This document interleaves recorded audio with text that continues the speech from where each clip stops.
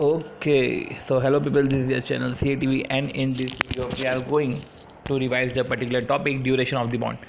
So इस video में we are going to calculate the duration.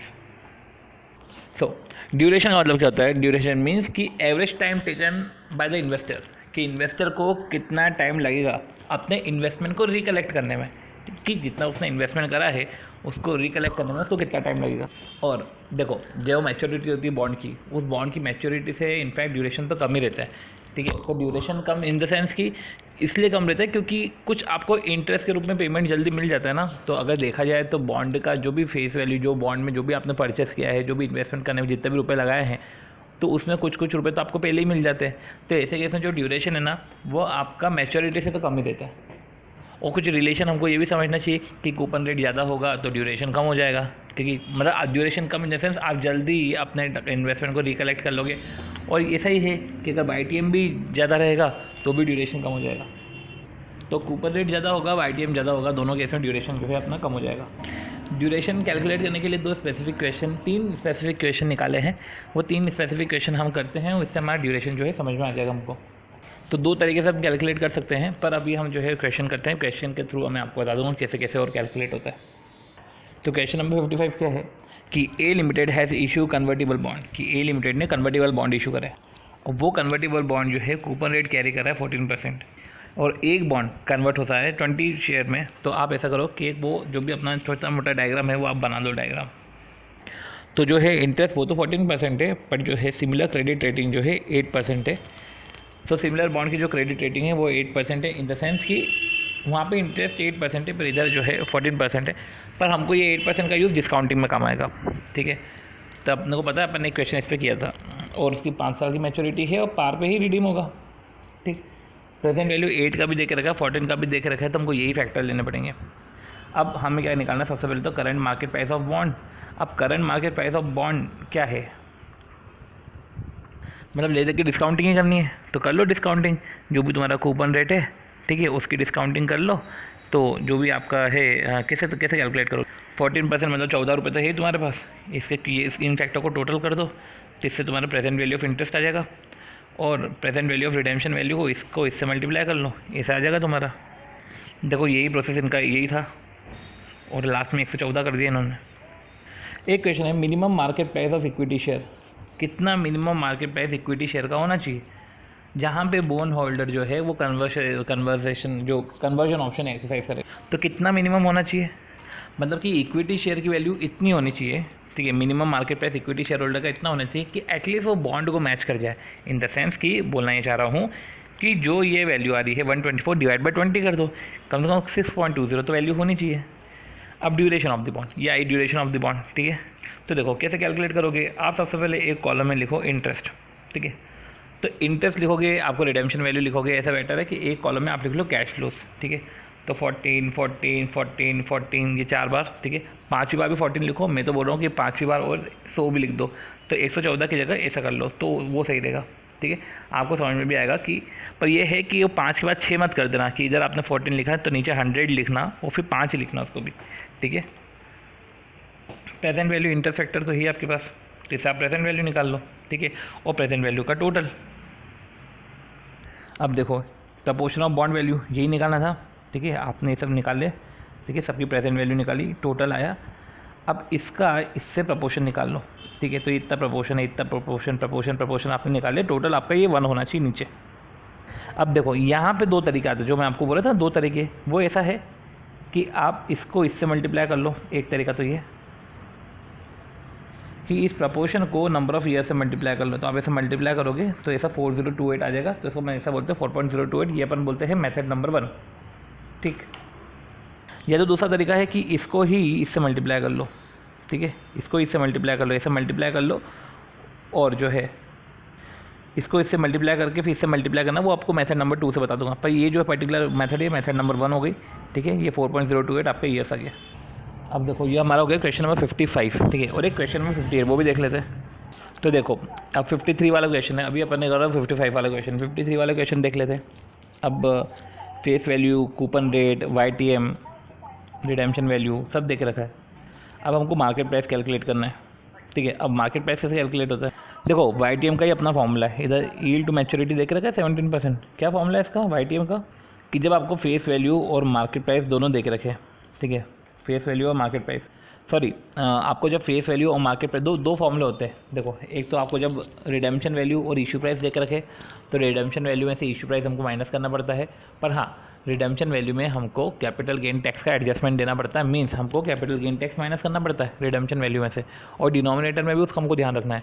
और एक होता है कि आपको फेस वैल्यू और मार्केट प्राइस देकर रखे, तो क्या होगा कि जब आप YTM कैलकुलेट करोगे तो YTM का फॉर्मूला क्या होगा कि इंटरेस्ट, ठीक है, इंटरेस्ट 1 माइनस टी, ठीक है, इसमें टैक्स तो है नहीं, plus face value market minus market price divide by 2 divide by n, sorry plus face value minus market price divide by n whole divide by face value plus market price divide by 2। ये तरीका होता है calculate करने का। अब देखो क्या है ये, इसमें भी इन्होंने जो है इंटरेस्ट ले लिया है। इंटरेस्ट कैसे लिया, 16 है तो 160 आ जाएगा। Face value minus market price, इन्होंने उसको डिस्काउंट या प्रीमियम बोल दिया, पर ठीक है अपन तो बोलते हैं face value minus market price, ठीक है, डिवाइड बाय n, और face value minus plus market price divide by 2। इधर प्लस इसलिए आएगा क्योंकि ये जो है अपना एवरेज होता है। अब वो बोल रहे हैं कि ड्यूरेशन ऑफ वोलेटिलिटी कैलकुलेट करो, तो ड्यूरेशन कैसे कैलकुलेट करेंगे, सुनो, ईयर्स टू मैच्योरिटी 6 साल है और कूपन रेट भी देख के रखा है और यील्ड टू मैच्योरिटी भी देख के रखा है, तो इससे आप डिस्काउंटिंग करोगे। तो देखो कि कैश फ्लोज दे दिया आपको 17 से, इसको प्रेजेंट वैल्यू फैक्टर देकर रखा था, आपने इसको डिस्काउंटिंग कर ली। अब डिस्काउंटिंग कर ली है तो आपको प्रपोर्शन निकालना है। आप प्रपोर्शन निकालोगे ऑब्वियस सी बात है, तो ये प्रपोर्शन आपको 1 आएगा। ये मेथड नंबर 1 ही है, इसको इससे मल्टीप्लाई कर लिया, इसको इससे मल्टीप्लाई कर लिया, इस तरीके से आपका जो है ड्यूरेशन आ जाएगा। अल्टरनेटिवली एक तरीका शॉर्टकट मेथड, पर ये शॉर्टकट मेथड अपने आप में लॉन्ग कट है, तो बेटर है कि ये तो यूज़ ही मत करो। फिर आती है बात वोलेटिलिटी की, ठीक है, तो वोलेटिलिटी कैसे कैलकुलेट होगा। देखो वोलेटिलिटी का भी कंसेप्ट हमको समझना पड़ेगा। वोलेटिलिटी ये होता है कि ड्यूरेशन को यील्ड से डिवाइड कर दो, 1 plus yield, duration divide by 1 plus yield, मतलब जो भी ड्यूरेशन आ रहा है आपका, जो भी है 4.24 ही आ रहा है ना, 4.24 डिवाइड बाय 1 प्लस यील्ड कर दो, देखो ये आ गया आपका, ये आपका वोलेटिलिटी आ जाएगा।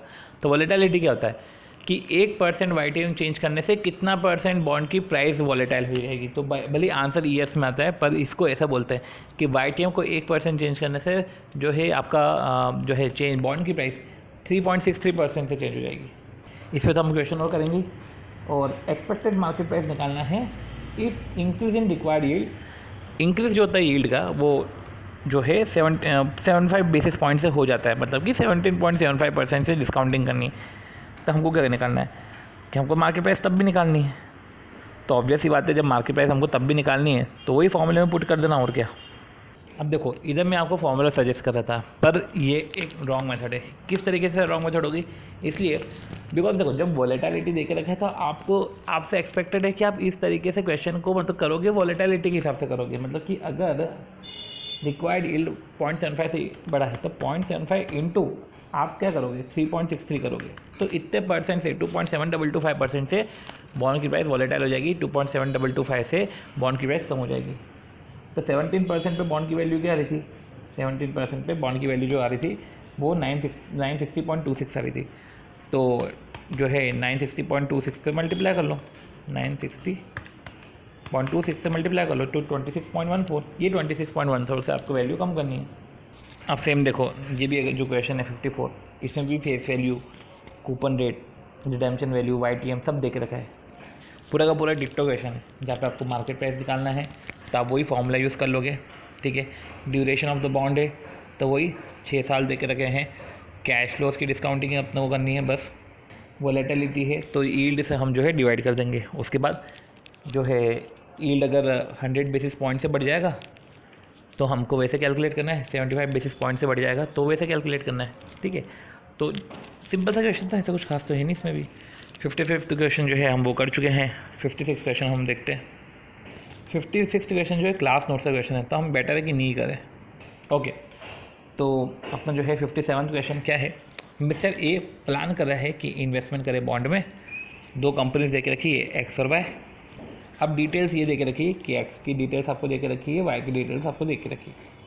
डिटेल्स अगर आपको अपने डायग्राम में पुट करना, जो भी आप लिखते हो कि 10,000 जो है फेस वैल्यू है, कूपन रेट जो है 6% है, ये 4 साल है। इसकी भी 10,000 फेस वैल्यू है ना, कूपन रेट अपना 4% है, ईयर 5 ईयर्स है, ठीक।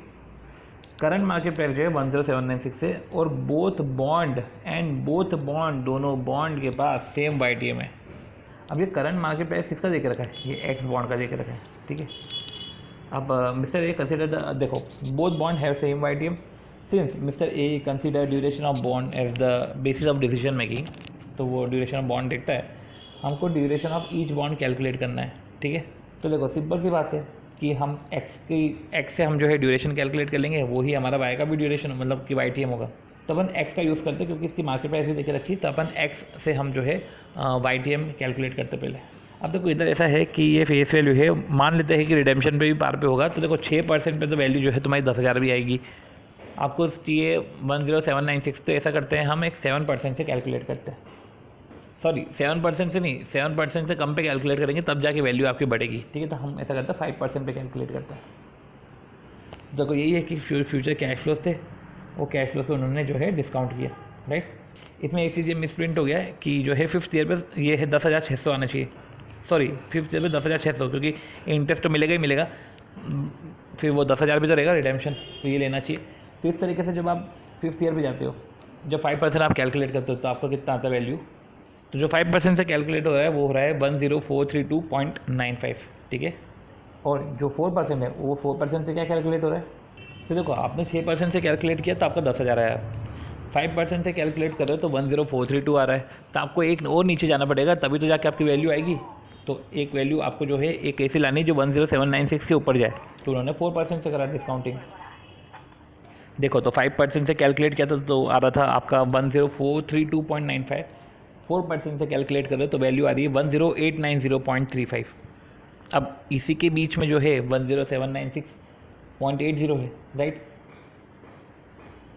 तो देखो इसमें ऐसा है कि 1% को चेंज करने से आपकी जो वैल्यू है वो 457.4 से बढ़ सकती है। तो 5% पे जो वैल्यू थी वो 4% पे जो वैल्यू थी, तो 1% आपने YTM कम किया तो 457.4 बढ़ गया।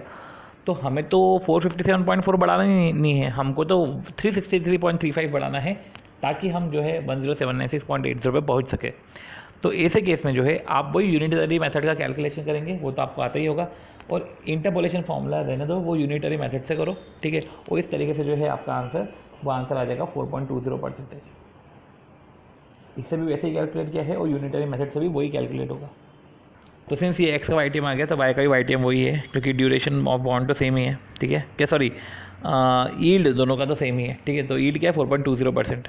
अब आपको क्या है दोनों का ड्यूरेशन निकालना है, तो इसका ड्यूरेशन में भी प्रेजेंट वैल्यू ये है, इसकी ड्यूरेशन में भी प्रेजेंट वैल्यू ये है, तो आप जो है ड्यूरेशन आप कैलकुलेट कर सकते हो। ठीक है, ड्यूरेशन कैलकुलेट करने का वही है। सबके फ्लोज देखो 6% पे था, ये 4% पे था, ये कैश फ्लोज थे, इसकी डिस्काउंटिंग करी तो इंटरेस्ट फैक्टर आया, ये डिस्काउंटेड वैल्यू आई, इसका प्रपोर्शन निकाला, इसको वेट ईयर से मल्टीप्लाई करा, ये मेथड नंबर 1 से कैलकुलेट हुआ है, ये भी इसी तरीके से कैलकुलेट किया है, इस तरीके से ड्यूरेशन आ गया है। अब समझना पड़ेगा कि YTM दोनों का सेम था, पर जिसमें जो है वो ज़्यादा है, इंटरेस्ट ज़्यादा है, तो ड्यूरेशन उसका कम होगा। तो देखो इसमें इंटरेस्ट जो है 1 सेकेंड, अभी हमने यूँ समझा था कि जिसका इंटरेस्ट कूपन रेट जिसका ज़्यादा है उसका ड्यूरेशन कम रहता है, पर वो ऑल टाइम नहीं है।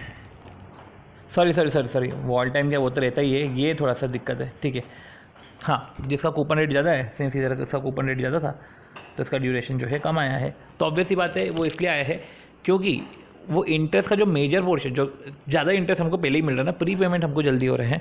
ठीक है, तो हम वो ही जो है बॉन्ड लेते हैं जिसका लोअर ड्यूरेशन है। ठीक, तो मतलब कि 6% भी मिल जाएगा और ड्यूरेशन भी कम है, तो आप यही सिलेक्ट करोगे। देखो अब 58 क्वेश्चन है, उसमें क्या बोल रहे हैं कि जो एक्सेल इस्पात लिमिटेड है उसने इशू करा है 14% जो है बॉन्ड, और कब इशू करा है 1 जनवरी 2007 को। तो आपको अपनी टाइमलाइन बनाओ, ठीक है, एक रफ टाइमलाइन बनाओ, उसमें सब ये सब लिख। देखो आपको फेस वैल्यू देके रखी है, साथ ही साथ आपको जो है मार्केट प्राइस भी देके रखी है 90। इंटरेस्ट जो है ये नॉन कन्वर्टेबल डिवेंचर जो भी है, इंटरेस्ट और non convertible debenture will be paid through post dated cheque, और जो इंटरेस्ट है वो 30 जून और 31 दिसंबर को पे होंगे। ठीक है, अब इंटरेस्ट पेमेंट जो पहले 3 साल के थे वो तो एडवांस में पे हो जाएंगे। ठीक है, PDC से एडवांस में पे हो जाएंगे, पर जो 2 साल के इंटरेस्ट है वो 3rd ईयर पे होंगे। ठीक है, तो पहले 3 साल का इंटरेस्ट पेमेंट फर्स्ट 3 ईयर के वो तो अभी पे हो जाएंगे, और फिर अगले 2 साल के जो है वो 3rd ईयर पे होंगे। और बॉन्ड जो है वो रिडीम होते हैं पार पे रिडीम होते हैं, तो ऑब्वियस बात है फेस वैल्यू पे रिडीम होंगे। अब हमको करंट यील्ड और YTM कैलकुलेट करना है। ठीक, अब करंट यील्ड क्या होता है, देखो हमको मार्केट प्राइस देकर रखा है, तो यार देखो कंफ्यूज होने की जरूरत नहीं, करंट यील्ड तो नॉर्मल सी बात है 14 डिवाइड बाय 90 कर दो। ठीक, अब इसमें कैच क्या था, इसमें कैच ये था कि जून 30 और 31 दिसंबर दो पेमेंट्स आ रहे थे, ठीक है। तो 14/90 करोगे क्या आप, ठीक है, 7/90 करोगे। अब ऑब्वियस सी बात है, ये जो आ रहा है ये 6 महीने का आएगा, ठीक। तो देखो करंट यील्ड जो है हमको एनुअलाइज से निकालना पड़ता है। तो interest divide by market price किया, तो interest divide by market price किया तो 7/90 करोगे, तो इस तरीके से तुम्हारा जो है वो 6 महीने का आएगा, ठीक है। होल्डिंग पीरियड यील्ड आएगा, उसको आप एनालाइज करोगे, राइट। तो ये आपका आ गया करंट यील्ड। अब YTM क्या है, ऑब्वियस ही बात है, YTM आपको निकालना है तो आपके जो फ्यूचर कैश फ्लो है वो आपके मार्केट प्राइस के इक्विवेलेंट होना चाहिए। तो देखो 7% जो इंटरेस्ट है उस पर जो है 100 आपका जो है वैल्यू। अब ऑब्वियस सी बात है कि 7% पे आपकी वैल्यू 100 है और हमको जाना है 90 पे, तो ऑब्वियस सी बात है कि हमको बढ़ाना पड़ेगा, ठीक है। 7 को क्या किया इन्होंने, 7.5 किया। तो चलो इन्होंने 7.5 किया, तो 7.5 करके जो है आपकी वैल्यू कितनी आएगी। तो 7.5 पे अगर आपने कैलकुलेट किया तो 7.5 पे तो आपकी जो वैल्यू है वो 96.55 आ रही है, ठीक है।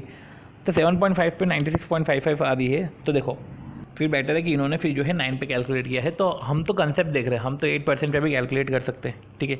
तब देखो चलो 9% ले आया, 9% लेके कैलकुलेट करें तो कितना आएगा, 9% लेके कैलकुलेट करेंगे तो कितना आएगा। जो हम 9% पे कैलकुलेट करेंगे तो वो आएगा हमारा 2.888, ठीक है। तो 7% पे 100 है, 9% पे 2.888 है। अब 7.5% पे क्यों किया है इसका कोई रीज़न नहीं निकलता है। एक बार हम 7% और 9% पे ही कैलकुलेट करके देख लेते हैं। अब मतलब ये है कि 2% चेंज करने से, ठीक है, आपका कितना वैल्यू कम हो रहा है। ये 9% से क्या है आपका 87.112, राइट। 90 माइनस 2.888, 87.112। तो 2% चेंज करने से आपका कितना चेंज हो रहा है, मतलब कि 2% बढ़ाने से आपका 12.883 कम हो रहा है, ठीक। पर हमें कितना कम करना है देखा जाए तो, हमको कितना कम करना है, इसकी मार्केट प्राइस 90 है, हमको तो सिर्फ 10 से ही कम करना है, ठीक है, हमको सिर्फ 10 से ही कम करना है। तो जो हमको इंटरेस्ट है वो सिर्फ 1.55 से ही बढ़ाना है। तो हमारा इंटरेस्ट हमको सिर्फ 1.55 से बढ़ाना है। तो 7% था हमारा देखा जाए तो हमारा 8 पॉइंट जो है वो 55 हो जाएगा। ऑब्वियसली बात है कि वो 8.55 इधर 2% का डिफरेंस था ना, तो इससे जो है वो डेसिमल में थोड़ा सा चेंज आएगा। तो देखो एक तो हो गया हमारा करंट यील्ड निकाल लिया, एक हमने YTM निकाल लिया। YTM हमारा 8.55 था, जो भी है हमको 90 से इक्वल करना है। अब क्या करना है, अब हमको ड्यूरेशन निकालना है। तो अब हमारा YTM निकल चुका है ना, अब ड्यूरेशन निकालो। तो ठीक है, आपको जो है इंटरेस्ट तो आपको दे के रखा है, ठीक है। YTM है तो YTM थोड़ी ना अपना इंटरेस्ट है, इंटरेस्ट आपको दे के रखा है 7%, ठीक है। YTM आपको दे के रखा है, डिस्काउंटिंग कर ली, इसको वेट ईयर से मल्टीप्लाई कर लिया, ठीक है। और इस तरीके से मेथड 1 से ही कैलकुलेट हुआ है। अब इधर हमको समझना पड़ेगा, राइट। इधर आपका 7.63 आ रहा है, 36 आ रहा है। तो आपको ये समझना पड़ेगा कि जो ड्यूरेशन है वो इंटरेस्ट पेमेंट हाफ ईयरली है, तो ड्यूरेशन भी इतने हाफ ईयर से, तो इसको फिर डिवाइड बाई 2 करोगे तो इतने ईयर्स हो जाएंगे, ठीक है। तो इसलिए आप समझ सकते होंगे कि इसमें छोटी मोटी दिक्कतें बहुत आई थी, मतलब बहुत क्या आई थी इन द सेंस कि ये जो है मिनिमल मिस्टेक होती है कि करंट यील्ड में हमने कर दिया कि हमने 14/90 कर दिया। अब 14/90 तो करना नहीं था, 7/90 करना था। फिर दूसरी बात आती है कि चलो YTM हमने चलो सही से कैलकुलेट भी कर लिया, तो उसके बाद जो है वो ड्यूरेशन हाफ ईयर्स में आएगा। अगला क्वेश्चन है, अगला क्वेश्चन भी YTM का दे के रखा है और क्या बोल के रखा है कि करंट मार्केट प्राइस है बॉन्ड की, हमको करंट मार्केट प्राइस निकालनी है। अच्छा, बॉन्ड की करंट प्राइस मार्केट प्राइस निकालनी है, ठीक है। फेस वैल्यू आपको दे के रखा है 6 साल में रिडीम होगा। YTM 60% है, ठीक है। और मैच्योरिटी एट YTM में, ठीक है, maturity at YTM at 16%, payable होगा एनुअली, ड्यूरेशन है 4.3202, ओके। अब देखो सबसे पहले अगर आप ड्यूरेशन के फॉर्मूले को खोलो, हमको तो मार्केट प्राइस निकालना है, ठीक है। हमको ले दे के करना क्या, मार्केट प्राइस निकालना है। अब मार्केट प्राइस निकालना है तो कैसे निकालेंगे, देखो मार्केट प्राइस में हमको YTM का जो फॉर्मूला होता है एक्चुअली में, तो वो होता है इंटरेस्ट फिर plus face value minus market price divide bye 6 और face value plus market price divide by 2। तो मार्केट प्राइस निकालना है तो 16% से सबसे पहले तो डिस्काउंटिंग कर लो। पर इसके पहले जो है आप ड्यूरेशन की जो है ड्यूरेशन का फॉर्मूले को खोल लो। अब ड्यूरेशन के फॉर्मूले को किस तरीके से खोला जाएगा, देखो हम करते क्या है कि जो भी हमारा इंटरेस्ट होता है, अब हमको इधर इंटरेस्ट नहीं पता, ठीक है। YTM की बात करें तो हम फेस वैल्यू भी निकाल लेंगे, मार्केट प्राइस भी निकाल लेंगे। फेस वैल्यू तो दिया हुआ है, हम मार्केट प्राइस निकाल लेंगे, और मार्केट प्राइस के लिए इंटरेस्ट पता होना चाहिए, और इंटरेस्ट हमको नहीं पता तो इंटरेस्ट को हम एक्स कर लेते हैं। तो कैसे खोलोगे ड्यूरेशन को कि आपके पास 6 साल है, ठीक है। 6 साल है तो 6 साल तक ड्यूरेशन आएगा, तो ड्यूरेशन को आप कर दो x, ठीक है। ये ड्यूरेशन नहीं, सॉरी, इंटरेस्ट को आप कर दो x, और 6th ईयर में जो है 1 लाख प्लस x हो जाएगा। बनती बात है, रिडेम्पशन जो है पार पे है। अब प्रेजेंट वैल्यू इंटरेस्ट फैक्टर तो आप निकाल लोगे 16% पे, तो इस तरीके से जो है प्रेजेंट वैल्यू कैश फ्लोज आ जाएंगे। अब इसका प्रपोर्शन निकालना है, देखा जाए तो इसका प्रपोर्शन निकालना है। हम क्या करते हैं, इसमें तो प्रपोर्शन ही निकालते हैं ना, ऐसे केस में इस पर तो प्रपोर्शन निकालते हैं, बट इधर तो प्रपोर्शन निकालने से रहे तो इधर मेथड 1 तुम्हारा एप्लीकेबल नहीं होगा, मेथड 2 ही एप्लीकेबल होगा इधर, ठीक है। तो मेथड 2 क्या होती है, मेथड 2 ये होती है कि आप इन वैल्यूज़ को ईयर से मल्टीप्लाई कर लो, इन वैल्यूज़ को आप ईयर से मल्टीप्लाई कर लो। तो इन वैल्यूज़ को ईयर से मल्टीप्लाई करके डिवाइड बाय ये वैल्यू करना, मतलब कि जो ये वैल्यूज़ को आपने ईयर से मल्टीप्लाई किया, ये जो भी आपकी वैल्यू आई इसका टोटल डिवाइड बाय 3 ये, ठीक है, टोटल को डिवाइड बाय इससे करा, ये आपका जो है और ये ड्यूरेशन आना चाहिए। इससे आप x के लिए सॉल्व करोगे तो x आपका आ जाएगा इधर 15%। अब x तुम्हारा 15% आ गया, तो ऑब्वियस ही बात है जब आपको ITM कैलकुलेट करना तो या तो आप फॉर्मूला लगा लो या तो IRR से कर लो। अब IRR से कर रहे हो तो ये बेटर तरीका है, IRR से कर लो। तो ऐसे केस में जो है या तो आप फॉर्मूले से कैलकुलेट कर लो या तो आप जो है प्रेजेंट वैल्यू निकालो, और प्रेजेंट वैल्यू ही ज़्यादा जो है प्रेफरेबल है। फॉर्मूला तो सही में लास्ट में ही आता है कैलकुलेशन करने में। तो आप कैसे करोगे कि जो भी अब सिंस ये कैलकुलेट हो ही गया है ना, ये दे के रखा है ना स्ट्रक्चर, आपको प्रेजेंट वैल्यू तो निकालना है, ठीक है, कर लो डिस्काउंटिंग, ठीक है। तो जो है इंटरेस्ट आपका है 15,000, राइट, इंटरेस्ट आपको 15,000 ही देगा। देखो 15,000 आया, उसको एन्युटी फैक्टर, 6 साल के एन्युटी फैक्टर, इंटरेस्ट फैक्टर नहीं बोल रहा हूँ, एन्युटी फैक्टर से आप मल्टीप्लाई करोगे, और लास्ट में जो 1 लाख रिडेम्पशन वैल्यू है उसको इंटरेस्ट फैक्टर से मल्टीप्लाई करोगे, इस तरीके से आपका आ जाएगा, ठीक है।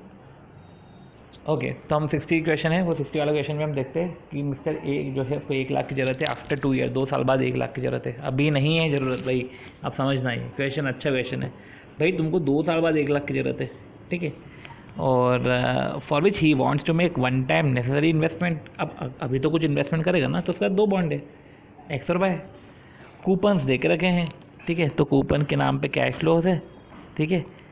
ये इसका 1 साल है, ठीक है, 1 साल में कूपन भी मिल जाएगा और आपको 1 साल में जो है इसकी मैच्योरिटी भी मिल जाएगी। तो मैच्योरिटी अपन फेस वैल्यू मानते हैं, और जो है YTM मतलब करंट यील्ड देख रखा है, YTM तो नहीं देख रखा है, पर फिर भी आपको इससे डिस्काउंट करना पड़ेगा।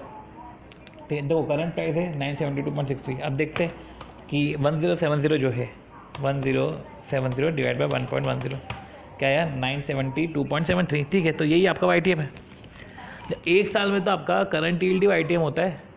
जो अगर आपका 1 ईयर का कैलकुलेशन ही करना है, 1 ईयर का ही ड्यूरेशन है, तो करंट यील्ड ही आपका YTM हो जाएगा, ठीक। एक बॉन्ड देख रखा है 1 साल का, ओके। तो देखो क्या था हमारे पास, 2 साल बाद चाहिए, ठीक है, 1 लाख रुपए, ठीक है। तो आप अभी अपना चार्ट बना लो कि अभी आपके पास ऑप्शन है कि एक्स में इन्वेस्ट करो या वाई में इन्वेस्ट करो। अब ऑब्वियस बात है कि इधर जो है कूपन रेट आपको दे के रखा है, और कूपन रेट, ठीक है, कितने साल तक वो फ्लो रहेगा कूपन का, कैश फ्लो कितने रहेंगे, फेस वैल्यू आपको दे के रखा है, ठीक है, करंट प्राइस आपको दे के रखी है, यील्ड आपको दे के रखा है, ठीक। तो बोला जा रहा है कि किधर इन्वेस्ट करें पैसे, ठीक है, क्या एक जगह पे इन्वेस्ट करें, whether he should invest all his money in one type of bond or he should both the bond, मतलब इन्वेस्टमेंट दोनों बॉन्ड में करना चाहिए। तो देखो एक में तो तुम करोगे ही नहीं, एक में करोगे, चलो यार तुमने एक्स में करा तो यार तुम्हारा यील्ड टू मैच्योरिटी 1 साल है, और जब 1 साल तुम्हारा यील्ड टू मैच्योरिटी है तो तुमको वापस से एक्स में इन्वेस्ट करना पड़ेगा, क्योंकि आपको 2 साल बाद पैसे चाहिए। वाई में ऐसा रहेगा तो वाई में तो आपको 4 साल बाद पैसे मिलेंगे, ठीक है। तो अब समझो पहले क्या होगा, इस स्थिति में आप जो है ड्यूरेशन ऑफ बॉन्ड कैलकुलेट करते हो एक्स का वाई का, ठीक है। अब ड्यूरेशन ऑफ बॉन्ड निकालो, तो ड्यूरेशन है बाकायदा आपके पास जो है यील्ड दे के रखा है, इसमें भी 10%, तो वो यील्ड है, यील्ड से कैलकुलेट करो, ठीक है। ये जो कैश फ्लोज है उसको प्रेजेंट वैल्यू करो, ठीक है। अब प्रेजेंट वैल्यू करोगे और उसका प्रपोर्शन निकाल लो, ठीक है। प्रपोर्शन को ईयर से मल्टीप्लाई कर लो, उस प्रपोर्शन से ईयर से मल्टीप्लाई करके जो ये मेथड 1 है अपना, इससे हमने जो है ड्यूरेशन निकाल लिया। तो इसका है ये भी, ये इसका ये ड्यूरेशन है, ठीक है, इसका 1 ईयर ड्यूरेशन है, इसका 3.563 है। अब देखो इधर आप ड्यूरेशन कैसे निकालोगे 1 ईयर में, तो 1 ईयर में क्या है आपका जो 1 साल बाद का कैश फ्लो है वो इंटरेस्ट है 70, ये 1070, ठीक है। इसको डिस्काउंटिंग करोगे, ठीक है, तो 0.909 ये आपका डिस्काउंटिंग है, और इसका प्रपोर्शन इस केस में तो 1 ही रहेगा पूरा का पूरा, तो ड्यूरेशन आपका 1 हो गया। यही आप जो है वाई में कैलकुलेट करोगे, तो ये आपने प्रपोर्शन निकाल लिया, डिस्काउंटिंग कर ली, और आपने फिर इसका आपने पहले डिस्काउंटिंग कर ली, जो ये कैश फ्लोज है इसकी डिस्काउंटिंग करी है, फिर टोटल जो डिस्काउंटेड वैल्यू आई है आपने प्रपोर्शन निकाला है, उस प्रपोर्शन को ईयर से आपने मल्टीप्लाई किया, तो इस तरीके से जो है आपका ये ड्यूरेशन आ जाएगा। ठीक है, अब एक का ड्यूरेशन है 1 ईयर, एक का ड्यूरेशन 3.563। ठीक है, अब देखो इक्वेशन बनानी पड़ेगी। इक्वेशन इन द सेंस कि हमने एक्स पोर्शन वाला अमाउंट 1 साल में लगाया है और 1 माइनस एक्स पोर्शन जो अमाउंट है वो 3.563 में लगाया है और इक्वल टू वो 2 साल होना चाहिए। तो कुछ पोर्शन हमने एक्स में लगाया है, कुछ और नहीं, एक्स वाला पोर्शन हमने 1 साल में लगाया है, 1 माइनस एक्स हमने 3.563 में लगाया है। ठीक है, और इस तरीके से लगाया है कि हमारा जो है 2 आना चाहिए ड्यूरेशन, 2 साल आना चाहिए। तो हम जो एक्स में कैलकुलेट करेंगे तो ये हमारा 61 आ गया। तो एक्स 0.61, ये जो 0.61 है ये है 1 लाख का 0.61 कैलकुलेट होगा। मतलब कि हमें 2 साल बाद, समझो 2 साल बाद 61,000 जो है वो एक्स से मिलेंगे। ठीक है, 61,000 बॉन्ड एक्स से मिलेंगे और जो है 2 साल बाद 39,000 जो है वो वाई से मिलेंगे। तो देखो अब क्या समझे हम कि जो हमने एक्स से हमको मिलेंगे कितने 61,000 2 साल बाद, और वाई, ठीक है, जो 61,000 में से माइनस का 39,000 जो है हमको कितना कब मिलेंगे 2 साल बाद। तो 61,000 और 31,000 2 साल बाद है, तो अभी कितना इन्वेस्ट करूँ मैं। ठीक है, तो ऑब्वियस सी बात है कि 61,000 को आप उसके ईल्ड से, उस बॉन्ड के ईल्ड से आप डिस्काउंट करोगे। तो आपने उसको डिस्काउंट किया, और डिस्काउंट करना मतलब कि डिस्काउंट करके जो वैल्यू आएगी उतने वैल्यू का इन्वेस्टमेंट एक्स में करना। पर उतने वैल्यू का इन्वेस्टमेंट तुम एक्स में करोगे तो उसकी मार्केट प्राइस क्या दे के रखी है, उसकी मार्केट प्राइस दे के रखी है 972.73, उसकी मार्केट प्राइस दे के रखी है। तब 972.73 से मल्टीप्लाई कर दोगे या डिवाइड कर दोगे तो इससे आपके जो बॉन्ड्स आ जाएंगे। सेम आपको दूसरे बॉन्ड के लिए करना पड़ेगा कि जो आपको 39,000 मिल रहा है, ठीक है, आपको 39,000 मिल रहा है, तो 2 साल बाद आपको 39,000 बॉन्ड वाई से मिलेंगे। तो आप उसकी डिस्काउंटिंग करो, वही 10% से डिस्काउंटिंग करोगे तो जो है आपको प्रेजेंट वैल्यू निकालोगे, और प्रेजेंट वैल्यू को डिवाइड किससे करना है 936.52 से डिवाइड करोगे। ठीक है, अब 936.52 से डिवाइड किया तो जो भी आपका बॉन्ड्स आया है वो बॉन्ड को आप डेसिमल में आया। अब जैसे कि 51.79 है तो उसने इधर 52 कर दिया, तो 34.40 को इधर उसने 34 कर दिया। ठीक है, ऐसा कर दिया, एक को बढ़ाया है तो दूसरे को कम कर दिया। ये आपके जो बॉन्ड्स है इतने जो है बॉन्ड्स आपको परचेस करने पड़ेंगे। अब मुझे बताओ कि अगर इन्वेस्टर जो है, the investor has to keep money invested for 2 year, therefore investor can invest in both the bond with the assumption कि इन्वेस्टर जो है उसको 2 साल तक तो मनी रखना पड़ेगा, इन्वेस्ट करना पड़ेगा। अब वो जब वो बॉन्ड एक्स में इन्वेस्ट करे 61,000, तो ये समझना पड़ेगा कि भाई तूने 61,000 बॉन्ड एक्स में रखा है तो 1 साल बाद इसका रिटर्न आ जाएगा, तेरे को 1 साल के लिए वापस फिर इन्वेस्ट करना पड़ेगा, क्योंकि बॉन्ड की जो है लाइफ वो 1 साल दे के रखी है। फिर एक क्वेश्चन आता है, ये हमने समझ लिया, ठीक है, कि 2 बॉन्ड दे के रखे हैं तो बॉन्ड कितना इसमें इन्वेस्ट करें। अब जो है 61 कि जी जो है सिक्योरिटी होल्ड करता है और इसकी डिटेल है, बॉन्ड ए इतनी security, bond B preference share C, preference share C, इसकी सबकी फेस वैल्यू दे के रखी, नंबर्स दे के रखे। ठीक है, तो ये फेस वैल्यू टोटल में आ जाएगी। ठीक है, फेस वैल्यू रुपीज़ में तो एक बॉन्ड की होगी, ये नंबर्स दे के रखे, कूपन रेट, मैच्योरिटी, यील्ड सबका दे के रखा है। अब ये रिडीम होगा, ये जो है स्टार मार्क करके रखा है, काय के लिए करके रखा है। ठीक है, लाइकलीहुड ऑफ बीइंग कॉल्ड और redeem at a premium. Okay, ये जो है ना ये प्रीमियम पे रिडीम होंगे। ठीक है, कोई बात नहीं। ठीक है, अब current compute the current value, हमको करंट वैल्यू निकालना है। तो करंट वैल्यू कैसे निकालेंगे, कूपन रेट दे के तो रखा है, 3 साल की मैच्योरिटी दे के तो रखी है, हमको तो जो है डिस्काउंट करना है सिर्फ। तो जो आपकी फेस वैल्यू है इस पर 9% का कूपन रेट लगाओ, 10% का लगाओ। तब जैसे कि ये जो है 1 लाख आएगा ना, इसमें 10,000 1 लाख, 1 लाख का 9% कितना हुआ, ये आया 9,000। ये 9,000 आपको 3 साल तक मिलेंगे, लास्ट में आपको जो है 1 लाख मिल जाएगा। इसकी डिस्काउंटिंग करो, देखो 9,000 आपको 3 साल मिले तो 3 साल का एन्युटी फैक्टर, लास्ट में आपको 1 लाख मिलेगा तो उसका इंटरेस्ट फैक्टर। ठीक है, उससे आपने डिस्काउंटिंग करके जो वैल्यू आ गई आपकी, तो पहले की तो वैल्यू निकाल ली, दूसरे की भी वैल्यू ऐसे ही निकालोगे। दूसरे की मैच्योरिटी 5 साल है, यील्ड 12% है, निकालो दूसरे की भी वैल्यू ऐसे ही निकलेगी। ठीक है, अब पॉइंट ये है कि प्रेफरेंस शेयर, अब प्रेफरेंस शेयर में तो कूपन रेट उसका भी यही है। तो कूपन रेट है तो हम तो ये बता देंगे, पर कितने साल तक, ये भी तो है कितने साल। तो नी दे के रखा है साल, तो मतलब इन्फिनिटी पीरियड, जब नी दे के रखा है तो इन्फिनिटी पीरियड मानो। तो ऐसे क्या होगा, ए बाय आई क्या होता है अपना, ए बाय आई मतलब इंटरेस्ट, जो इंटरेस्ट वैल्यू है डिवाइड बाय जो है आई से डिवाइड कर दो उसको। अब जैसे कि इधर 1 लाख है, 1 लाख का 11% कितना हुआ, 11,000 हुआ, आय 13% से डिवाइड कर दो। सेम ये भी है 12,000 डिवाइड बाई 13%, ये आपने करा, ये वैल्यू आ गई, टोटल करंट वैल्यू पोर्टफोलियो की आ गई। सेम अगला क्वेश्चन भी डिक्टो सेम है, जहाँ पे अपने को 2 बॉन्ड दे के रखे हैं, इसको तो प्रीमियम ऐसा कुछ भी नहीं दे के रखा है, इसमें तो मैच्योरिटी एस भी दे के रखे है, पर इसमें नहीं दे के रखा है, मतलब ये इन्फिनिटी है। ठीक है। तो 9 साल तक ये 9% है ना, मतलब कि जो है 10,000 रुपये के बॉन्ड है, 9% है, तो 10,000 पे 9% कितना हुआ, 900। ये 900 3 साल तक आएगा आपके पास। ये देखो, ये 900 आपको आया 3 साल तक। ओके, अब इसमें इंपॉर्टेंट चीज़ क्या है कि आप ये जो है आप कैश फ्लोज लेते हो ना, तो उसमें टैक्स रेट भी तो माइनस करो, टैक्स 20% है, माइनस करो। ओके, सो ठीक है, तो ये आफ्टर टैक्स है। ठीक है, तो 9,000 था, तो इधर ये 900 था, आपने आफ्टर टैक्स लिया, 3 साल का वही डिस्काउंटिंग है।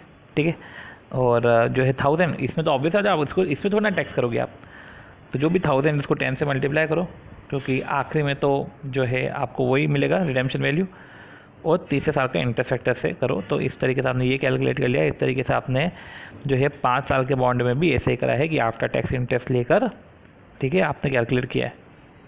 ठीक है, और फिर प्रेफरेंस शेयर की बात आती है, तो वही A/I कि जो भी हमारा आ रहा था डिविडेंड डिवाइड बाय आई, मतलब इंटरेस्ट रेट करा।